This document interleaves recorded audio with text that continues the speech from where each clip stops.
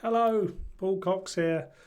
First of all, thank you and welcome to lots of new subscribers. The video on Marks and Spencer's advertising on GB News just yesterday is now at like 40,000 views. Very big amount of views for me, and I now welcomed at least another 400 or 500 subscribers. Much thanks to Bev Turner of GB News fame. So thank you very much, Bev, colleague of mine. And thank you to everyone for watching the video. Very much appreciated. Today, I wanted to talk about the stabbing at Berlin's Holocaust Memorial yesterday, Friday, today being Saturday. However, as I'm about to produce this video, it's become clear that there's been another stabbing in France, not Germany this time. In France, I understand there's been at least one fatality, and that, according to Twitter and Twitter's sources, by the way, not all just anecdotal, is an Islamist terrorist attack again. But I wanted to talk to you about specifically what happened in Berlin yesterday and why this is happening in Germany against the backdrop of the German election, which is tomorrow, the 23rd of February. So today, a 19-year-old Syrian refugee has been arrested in Germany and on suspicion of committing a terrorist attack in the name of Islam. He did so by stabbing a Spanish tourist at Berlin's Holocaust Memorial, and according to investigators, the accused allegedly has said that he intended to harm Jews, and he was carrying about his person the sort of paraphernalia you might do if you were a religious zealot from that particular faith. This is obviously very, very worrying, and it's not unusual, unfortunately. Since December, which is only 2 months ago, there has been four deadly attacks in Germany alone, and there have been further and more of them across Europe. Obviously in Austria just recently, but in Germany there have been car rammings, Christmas markets, car rammings at a protest that was protesting for diversity, for the right for asylum seekers to be in Germany, and an asylum seeker from Afghan drove his car into them, I think killing some. Previously in December there was an attack where 6 people were killed in a ram at a Christmas market, and a further 300 were injured. In the Bavarian city of Aschenberg, I think it is, there was a toddler, a 2-year-old, stabbed to death with a 41-year-old man at a preschool by another, on this occasion, failed asylum seeker in Germany. Now, yesterday's attacker was a Syrian. Not all of those attackers that I've talked about were Syrian, but Syria provides a very good example as to why the problem is specifically occurring in Germany. Now, there are at least 1 million Syrian passport holders in Germany. Now, the vast majority of them came in 2015, 2016, when Angela Merkel decided that she wouldn't close the borders and would welcome in all Syrian refugees fleeing the civil war in Syria under Bashar al-Assad. Now, this, I assume, was done by the elites because there was no, as far as I'm aware, and I've done a little bit of research, there was no public referendum, and they just went ahead and they said Germany will manage. Now, Germany hasn't managed, and the landscape has changed somewhat. One of the reasons the landscape has changed is because the war in Syria has now ended, and Assad has scuttled off to the comfort of Putin's bosom in Moscow.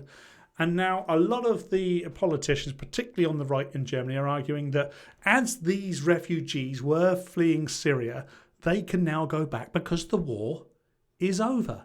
Particularly Assad has fled the country. So are they any longer at risk?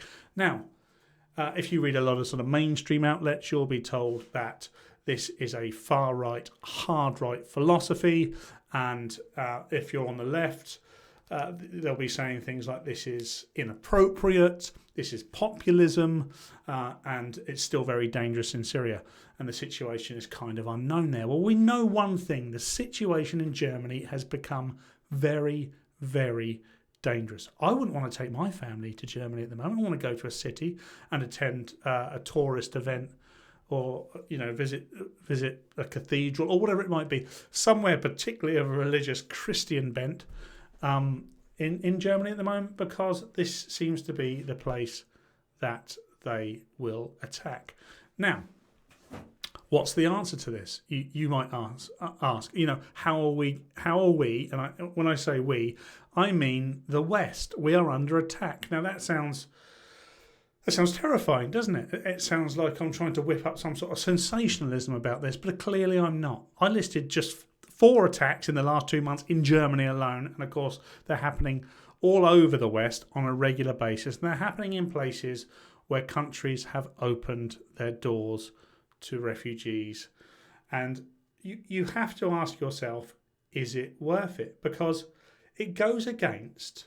All of this goes... I'm sure it goes against a lot of well-meaning Muslims. And of course these are Islamists, which are a particularly dangerous sect of the Muslim faith. And they're the sort of people who go around and ram cars into people in the name of their peace-loving religion. And I don't think most Muslims would go along with that. Certainly here in the West, we are fearful of this sort of stuff. We've built our societies on freedom of expression and not ramming cars into people and not stabbing toddlers to make a point. Now, where do we go from here? The election in Germany is tomorrow. It's a snap election because the previous coalition failed in November of 2024. And AfD, Alternative for Deutschland, are consistently polling at about 20% now. 20% would probably mean they'd come in second place. Traditionally, of course, the AfD, who are now considered a far-right party in Germany, certainly by any mainstream media outlet, you'll never hear them described as even just right-wing anymore.